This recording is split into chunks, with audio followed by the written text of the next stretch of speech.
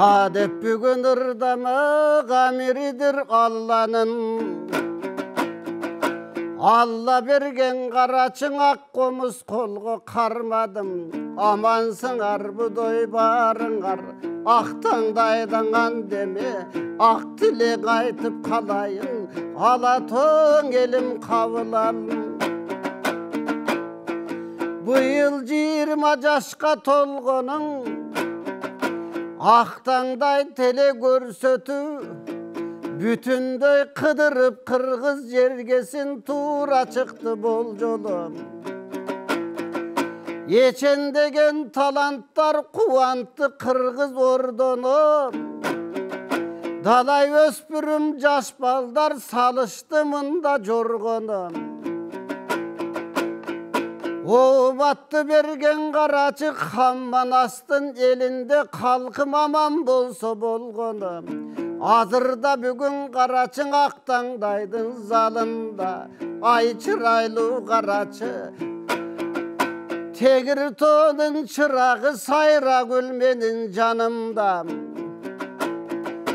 Savalagan koylorum, dastançılık jagınan, dağım tatırat mömösün, kaldaygan elim barına.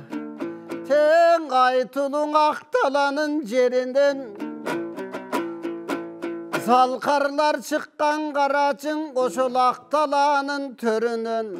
Musan atan baş bolup, aytulu nura kırçıda, bolbosom kızlardan çıkkan kanekey Kırgız'tın önör pozun kurçuda. Oşondoy jerden qaraçı bütünдөй kalatu jerden karallap, ak bulutqa koşulup, oyloru menen savalap, bolbosom jeti duvan Kırgız'tın jergesinin karallap. Eçen degen qaraçı gökürökte tolkugan, dalay ırlar bugün bütünдөй kalkıbızga doy jarallat. Oşondoy жердin qaraçı kızı gelgen çağında, kuttu kaytan barına. Hey aman bekem bu yerden kayçıraylı sayra gül, amandık dileyim daima. Emi kuş gelipsin kadimkin aktangdaydın töründe, buyursan arnap beresin ırların turar gönülde. En negizgisi doy tilegim jakşılık bolsun doy ömürde. An demese tuğandar kana jakыныra gelgele, ekrandan jaylagan önör postun qaraçı, өлкөгө сайрап берүүчү далай жакшыларын көргүлө. An demese кезекти сага берейин, мындан башка не дейин. Калкыбыз күтүп турат бу жерден, аккомуз болгон ала көр, өнөрдү чогуу көрөйүн.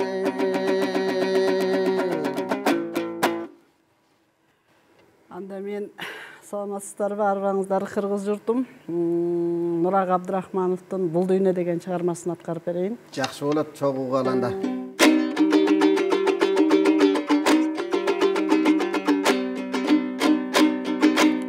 Жарыкчылык өмүргө да кимдер келип кетпеген, бул жаркыраган аламга ой кимдер тазим этпеген.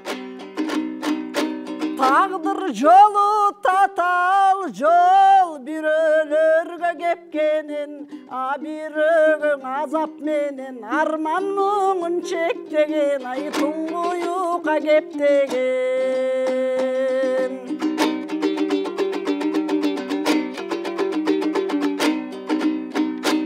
Жаралганда дүйнөгө да жаңжал салып ыйламай, ал кубатка келгениңчең ата-энени кыйнамай.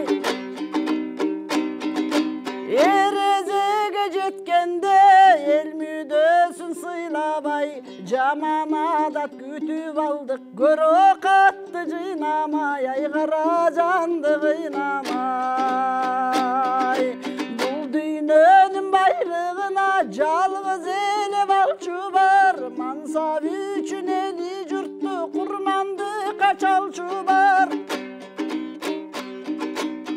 Адамзаттын ушулар ей убалына калчулар, арабызда болбосунчу акыр заман салчулар, ай адамдыкты танчулар.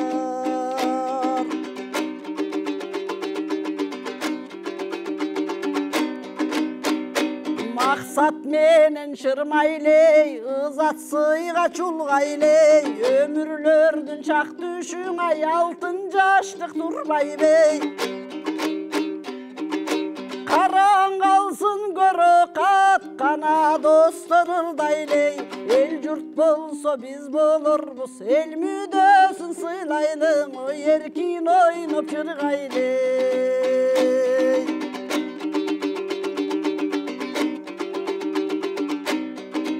Өткөн өмүр качкан куш, канаттары дилдирек, гүл жайнаган бакчаңдан ой гүлүк мезгил үлбүрөк.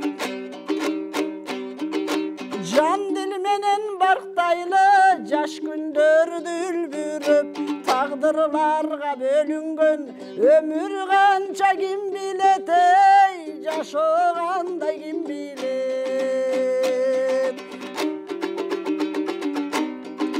Кырчын жаштын кадырын сен кыярганда билерсиң, кызыл өңдүн кадырын сен кубарганда билерсиң. Бар байлыктын кадырын сен басынганда билерсиң, ай бакталайдын кадырын сен качырганда билерсиң, ай басынганда билерсиң.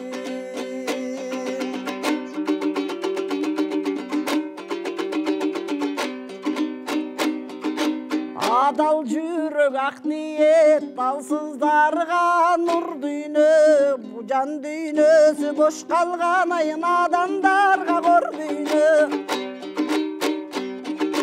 Кадырына жеткенге катасы жок бул дүйнө, биз өтсөк дагы алар жаркып, дайым жап-жаш бул дүйнө, ай дайым сулуу бул дүйнө.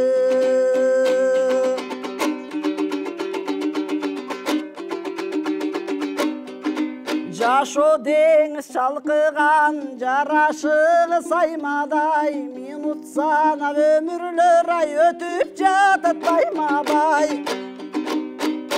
Бизге мечи калкыган, турмуш аккан дайрадай, орду менен сүзөлү оң тетириң айдабай, эй бактыбызды байлабай. Берилген бул өмүрдү бүтпөчүдөй ойлойсуң, болбоз ишке коргулуба оюнчуктай ойнойсуң. Шумкар болуп сызасың да жылан болуп сойлойсуң, миң сырлуу бул өмүргө жүз жашасаң тойбойсуң, ай миң жашасаң тойбойсуң. Миң сырлуу бул өмүргө жүз жашасаң тойбойсуң, ай миң жашасаң тойбойсуң.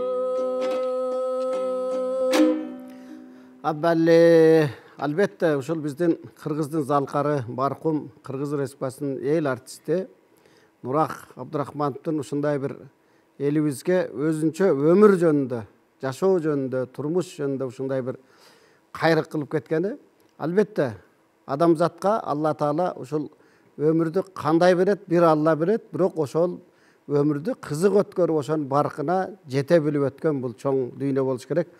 Бар болуңуз, куш келипсиз. Рахмат.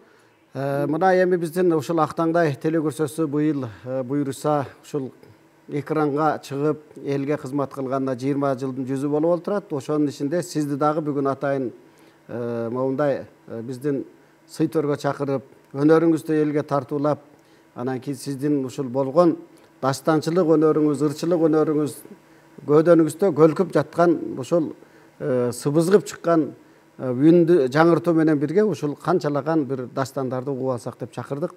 Дагы бир рет ушул куш келипсиз. Негизи эле сиздин ушул баягы комуз кармап, бул элдик өнөргө өзгөчө бир көңүл буруп калганыңыз, бул ырчылык өнөр кайдан? Тубалса деп айтсам да болот. Мен өмір бойы бір туған байкем Маданият үйінде, Нарын драм театрында, Бишкек шаарында Курчак театрында иштеди. Өзү ырдабаса дагы, бирок чоң музыкант эле. Анан байкем музыкант болуп иштеген үчүн биздин үйгө көптөгөн залкар, Сейиткасы Андабеков, Койсун Карасартова, ушундай бир жакшы маданияттын залкарлары келет эле үйгө. Анан мен ойлойм, ушул инсандардан мага бир чоң таасир болду окшойт. Анан экинчиден колума комузду алып деле ырдайм деген деле ой болгон эмес, бирок 91-жылы мектепти бүтүргөндөн кийин мен бир башыма оорусуна келип, абдан катуу ооругам. Анан ошол ооруган абалдан кийин эмнегедир өзүмөн өзүм ушундай бир комуз кайрыгын кайрып, үн салып коштоп ырдап дегендегидей. Анан ошол элдик канал ЛТРдин отуруп, сиздердин жамаатыңыздарга аябай чоң ыраазычылык айткым келет. Эң биринчи өнөр секизинде бизде ошол абдан жакшы бир эжебиз бар. Бишкекте Кыргыз радиосунда иштейт, КТРКнын отличниги Чынара Итыгулова деп, ошол эженин эл алдында келет ырдагым долбооруна барып, ырдап, биринчи жолу ошо ЛТРдан демек ЛТР жүзүңүздү ачкан экен. Дөш шаарлардан ак бата алган экенсиз көрсө. Анан кийин Алланын амири, баягы сыноосу деп коелукпу, кандайдыр бир сизге тартуулаган беле экен. Эми бүгүн баягы сөздү азыраак кылып, колдон келишинче сизди көбүрөөк ырдатып алалык. Айтып өтпөдүм сиздерге ушундай бир башыма оор сыноо келген деп. Анан биздин ошол Аксы жергезинен чыккан Гүлсүнө Ажы Өмүрбек кызы деген эже бар. Мен ойлойм, ошол акындарды жана жазма акындарды кайыптар дүйнөсүнөн бир касиет келип, сөз курап, бир илхам келмейинче адам баласынан же акындардан ыр чыгыш өтө кыйын. Ошол эженин жазган ырлары бар. Анан ошол экини мен өзү бир кайрыкка салып ырдап жүрөм. Мен ошол экини аткарып берейин сиздерге.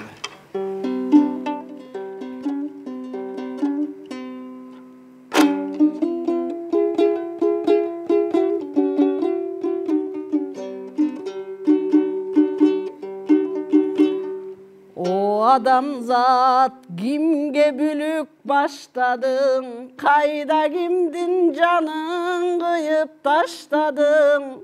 Ойлон элим кимдин канын акканган, ойлон элим кайдан келет асыл жан?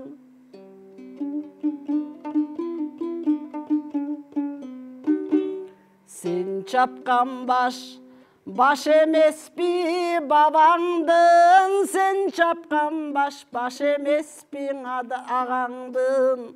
Сен төккөн кан жанына сеп болбосун, эрте чарчап өтүп кеткен балаңдын.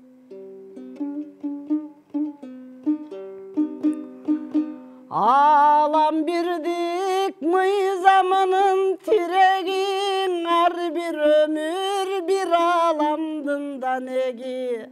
Кан жармалсаң жүрөгүңө өзүңдүн, кан агызат жеренеңдин кареги.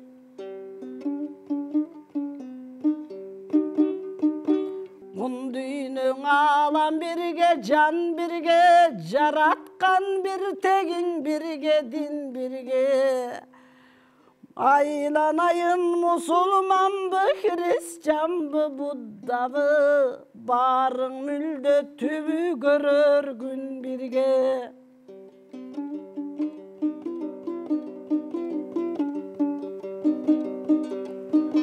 О адамзат, жеренеңдин менетин алсаң боложок дегенде жармысың?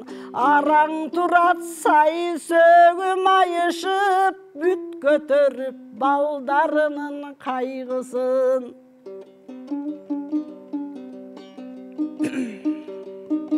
Кадам таштап алтын кылым дооруна, Кайгы издебей ыйманыбыз өзгөрсөң, акыл таап айланайын адамзат, жерененин азап муңу бөксөрсө.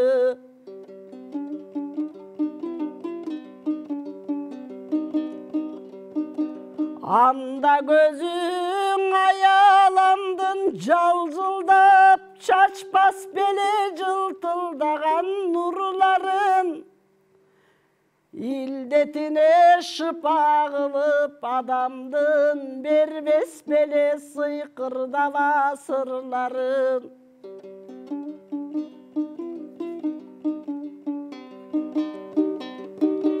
Bölüş albay taqdır sungan ülüşün, bir-birinen rızkısın talaşsa, on toy çerim tunuk mürek orduna, baldarının gödönünde kan aksa.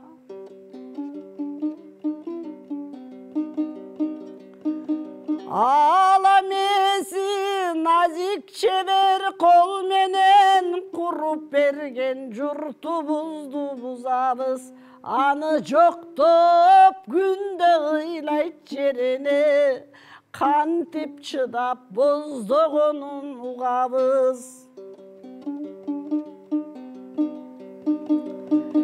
Ayalamdın danışmanın ar günü, sabır kıl dep beypil bol dep kabarlay, tırk ketkeni canga batkan jaza dey, gelişe gör bir tutungan adamzat. Irk ketkeni canga batkan jaza dey, gelişe gör bir tutungan adamzat. Абдан ойлондура турган чыгарма.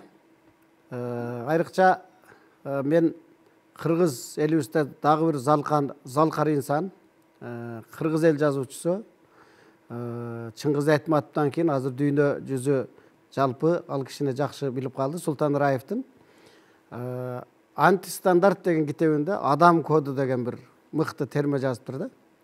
Бул экөө үндөшүп турганда, азыркы мезгилде чындап эле сиз айткандай, ушул жерени ыйлап тургандай да. Дал ушул баягы чакырык, эжекебиздин жазган сөзү дагы адамзат акылыңа кайрадан келгин.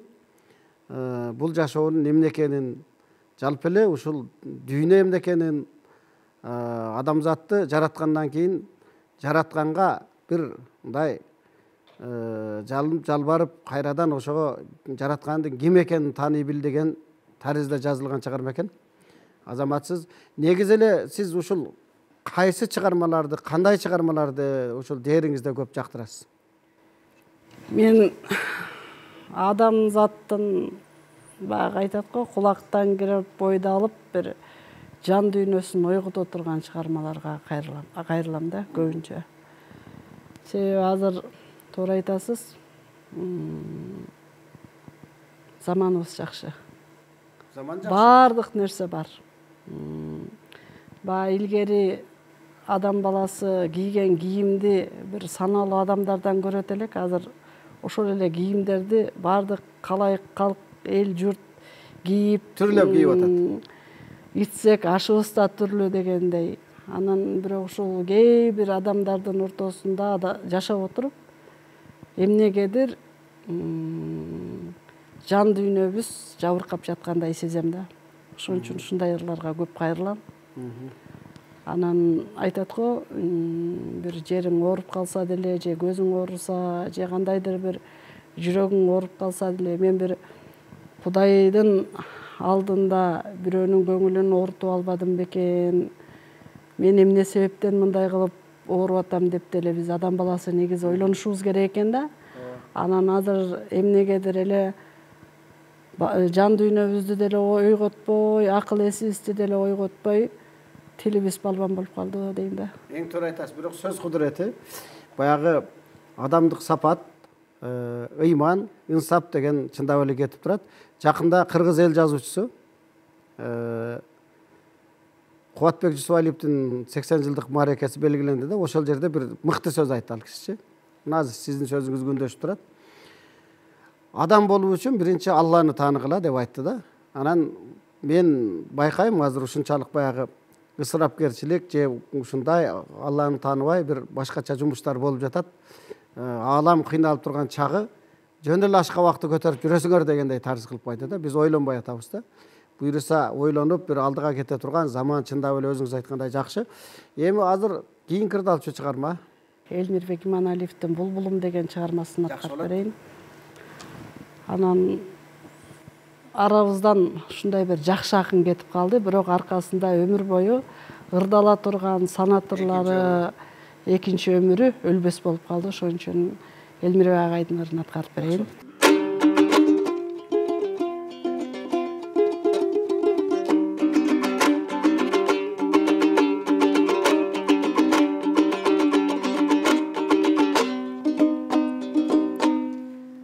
Кечте артаңда боздоп сайрап, арубак сезимди козгоп сайрап, бир булбул булугуп келет күндө, биз жүрчүң алма бактыңа болжоп сайрап. Ал бактан адашып күгүм калган, аршактан алмадай сүйүм калган, ал сүйүм булбулга айланганбы, ашыгын издеген үрүл таңдан.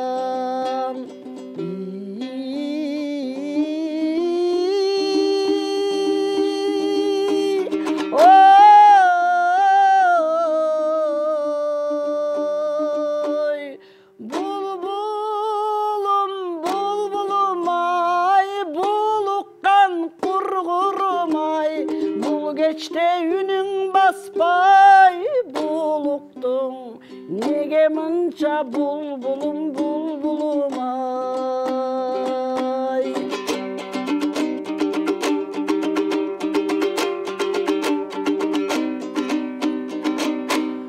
Жаңшайсың жаш булбул токтобогон, жашоодо жан жок эй боздобогон. Жашыймын ал күндүң эстеп алып, жаштыгым жаштыкка эй окшобогон.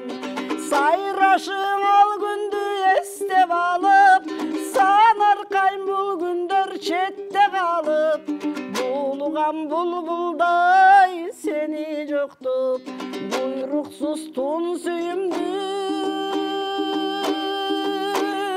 эстеп алып.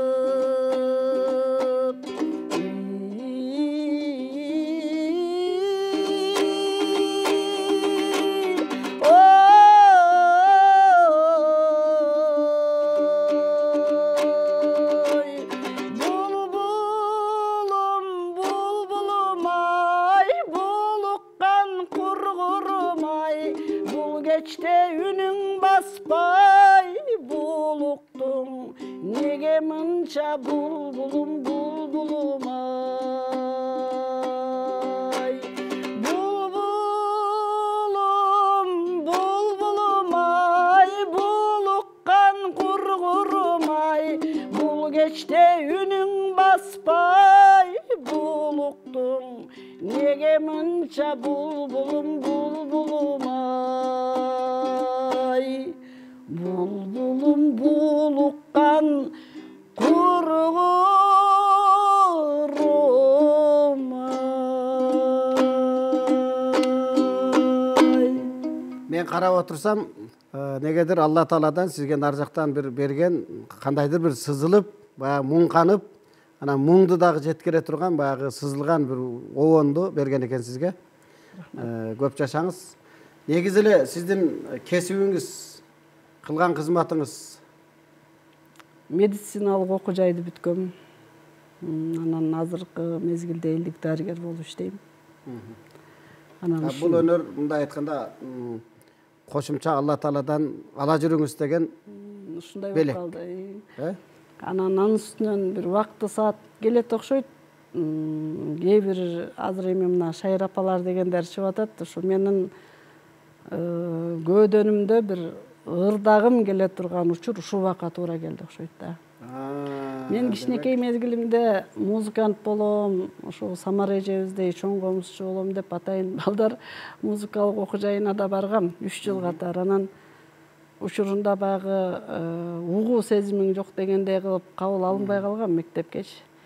Анан кийин ушундай өзүм ооругандан кийин ар бир адамдын касиети деле, бир өнөрү деле бир ачылыш учуру болот го дейм. Ушул кийинчерээк ачылды деп айтсам жарашат. Жакшы. Себеп дегенде биз мына Актаңдайдын тарыхында деле көптөгөн улуу инсандарды, жаштарды көрүп жүрөбүз. Бул өнөр жашкарыга карабайт. Өнөр деген кайсы учурда чындап эле жана азыр өзүңүз айткандай, кайсы учурда илхам келген болсо, ошол учурда баягы жазылып, ошол учурда баягы өнөрдү элге көрсөтүп кете берет. Бул чындап эле ал көп нерселерге биз мисалы биздин Актаңдайда мына Кахраман деген айылдан Токторбай деген акын өткөн. Ал киши 60-дан кийин мыкты ырдап чыкты да. Азырдады, бирок сазырдады. Айтыштарда өтө кереметин жакшы көрсөтө билди да. Демек сиздин дагы мына эми буйруса өнөргө болгон шыгыңыз, өнөргө болгон кусалык, өнөргө болгон бир табитиңиз эми ойгонуп, буйруса дагы көп чыгармаларды жаратып элге ырдайсыз деген ишеничтемин. Эми мына азыр Элмирбектин чыгармасын абдан мыкты аткарып бердиңиз. Элмирбек деген чындап эле кыргызыбыздын абдан ушунчалык биз бул жигитти өзгөчө баалап, өзгөчө барктайт элек. Алланын колундабыз. Кайсы күнү кетерибизди эч кимибиз билбейбиз. Жайы жаннаттан болсун дейлик. Жакындарына дагы бир ирет сабыр тилейбиз. Мына дастандарга жанагы ушул бир санат термелерге, элдик чыгармаларга негедир мен ушу табитим ошолорду жакшы көрөт деп атасыз да. Эми азыр дагы кайсы ошондой бир улуу чыгармалардан? Бул дүйнөдөн өтүп кеткен Молдо Кылыч, Молдо Сабыр, Нурбай деген ушундай бир дин аалымдары болгон. Анан ошолор бир ырсаттарын китептен көрүп калып, анан ошолорду аткарып жүрөм. Анда ошолордон аткарып берейин сиздерге.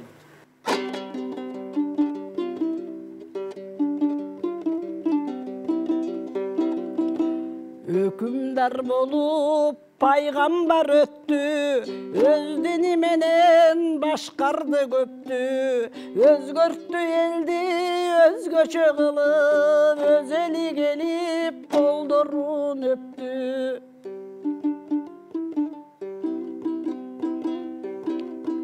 Периште келип сабакты берди, пайгамбар анын алдына келди. Пайдалуу сөздөн нуска кеп айтып, парасат менен башкарган элди.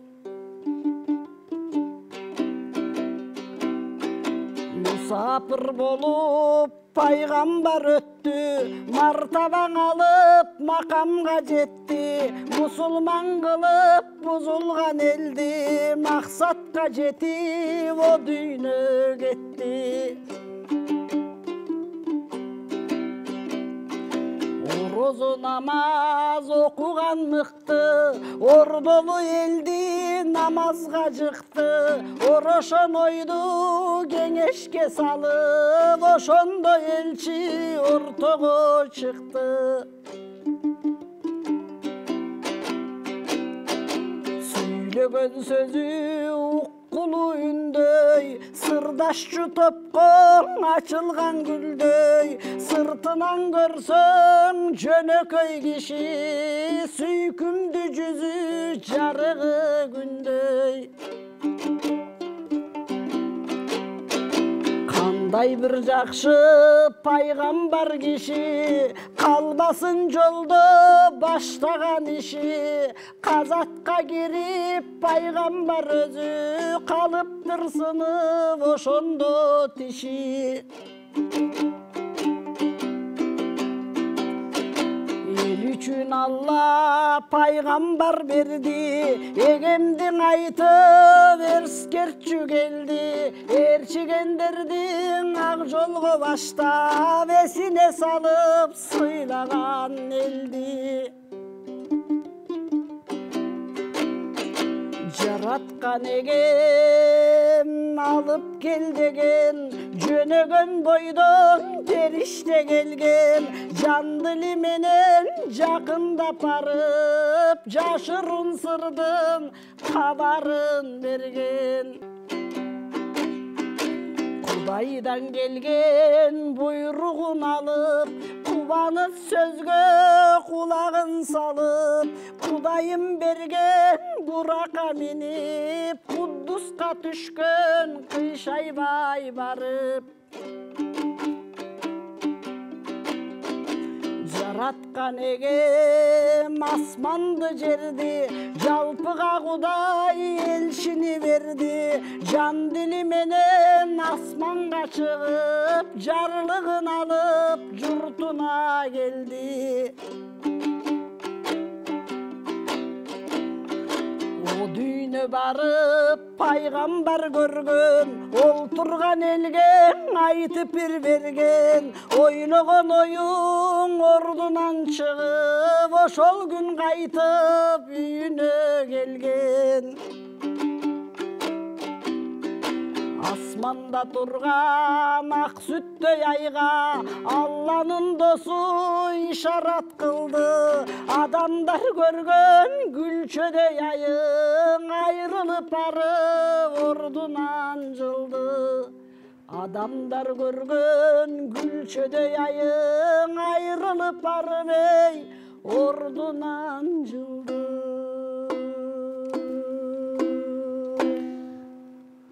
Пайгамбарыбыз Мухаммед алейхиссалам жөнүндө жазыптыр, жакшы чыгарма экен.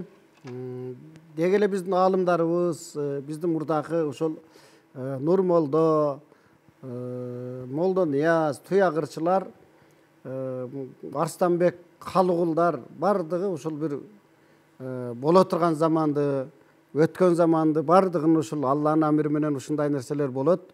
Сак болгула, адамзат экениңерди жакшы биле жүргүлө деген көп тарыздагы жакшы бизге калтырган осуяттары, калтырган чыгармалары менен биз ушул сугарылып келебиз да. Рахмат, мына сизге азыр дагы Молдо Сабыр дай улуу инсандын дагы бир чыгармасын жаңырттыңыз.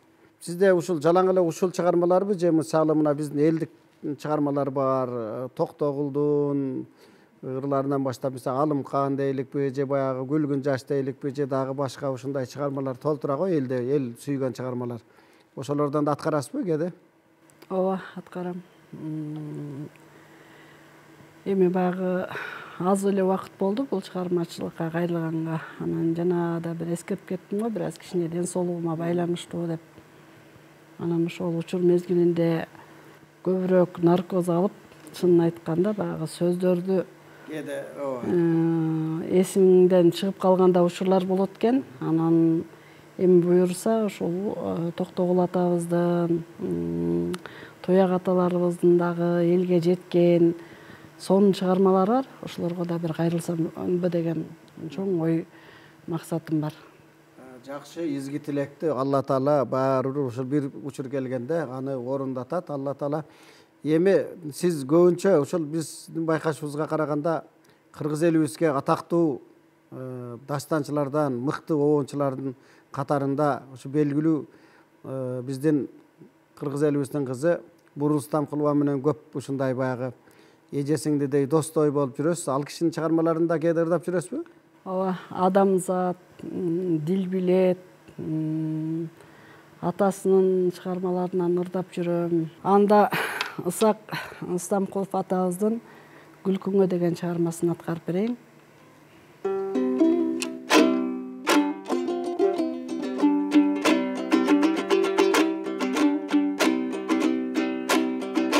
Күлкүңө күлкүңө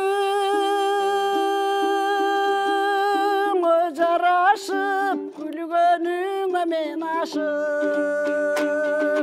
Жүргөн бир жакшы эле турбайбы, бул жакшыга эле жакшы да жанашып, жакшыга эле жакшы да жанашып.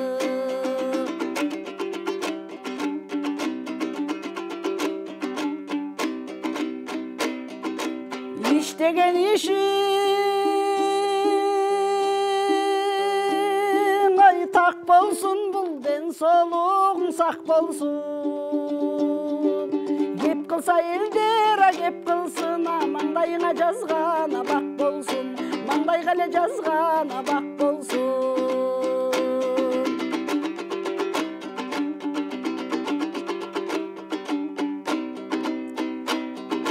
Добушуң барбы, салғанға же, қомызың барбы да чалғанға. Жаш кезде ойноба күліп ал, қонақпыз ай ушула жалғанға, қонақпыз ай ушула жалғанға. Жаш кезде ойноба күліп ал, қонақпыз ай ушула жалғанға, қонақпыз ай ушула жалғанға. Бұл чыгармасы чындап эле сейрек аткарылып жүрөт. Сизге рахмат. Ошондой улуу инсандын чыгармасын кайрадан жаңыртып, мына ырдап бердиңиз. Мындай чыгармалар чынында эле баягы кыргыз элибиздин абдан баягы кумарыны, черин жаза турган чыгармалар, чындыгында тарбия ала турган чыгармалар. Эми дагы кийинки чыгармага өттүк. Кийинки чыгармага Жаза дарт деген дагы ошо мен өзүмдүн устатым Гүлсүнө Ажы Өмүрбек кызы эжебизге таандык чыгармасы бар, ушул чыгармасын аткарып берейин.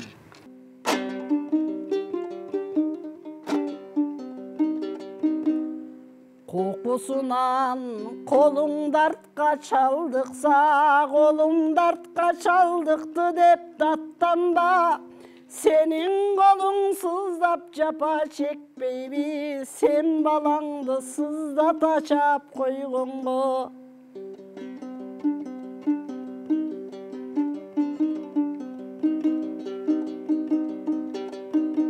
Кокусунан бор баскыга чалдыксаң, бор баскыга чалдыктым деп даттанба. Сенин боруң онто боруп турбайбы, бир боруңа боруң бербей жатканга.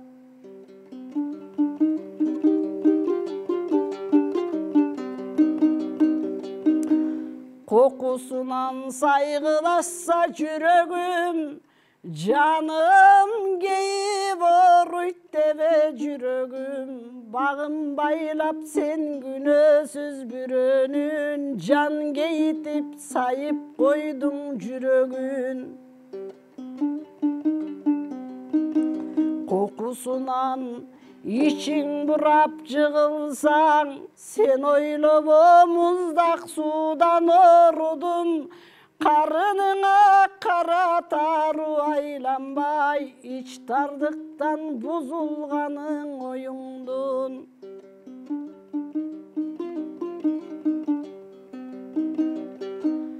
Кокусунан ооруп калса буттарың, муунума шамал тийди дебегин. Сен бир жанды какшата теп койгонсоң, тепкениңе тепме жаза жегениң.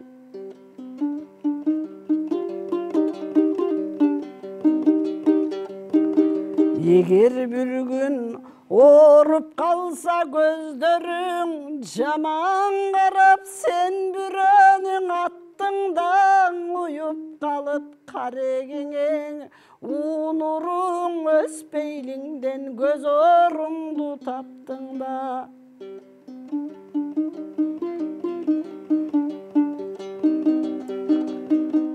Улуу нурлар уюлгушуп журулуп, уктурмай болду аламдын денесин. Аппак жолдон адашкалы адамзат, атып алды жер атанган энесин. Эй адамзат, бүгүн деле кеч эмес, эсиңе кел изде дарттын дабасын. Жалдыратып кан тамызбай көзүнөн, айыктырчы жер энеңдин жаратын.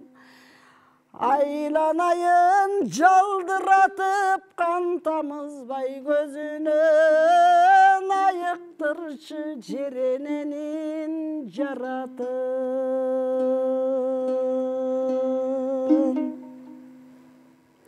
Рахмат.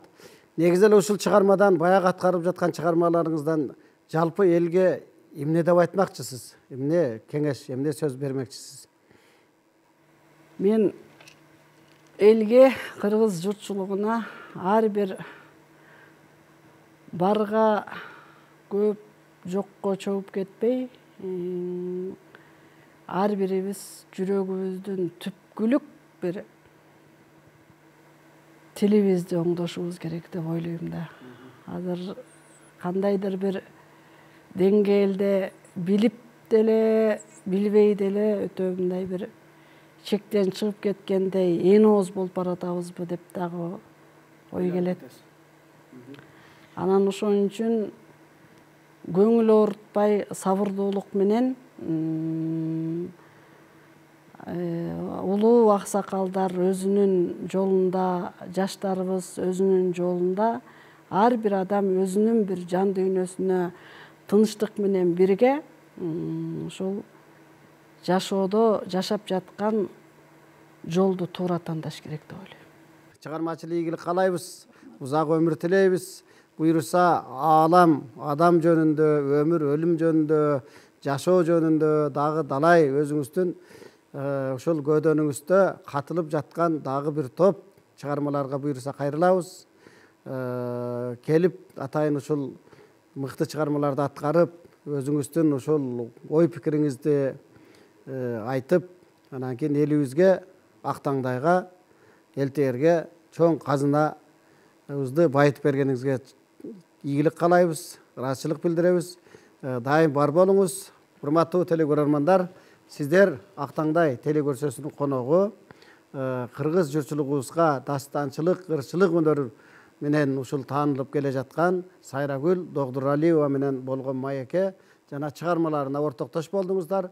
Ушуну менен Ак таңдай телекөрсөсү соңуна чыгат. Аман туруңуздар.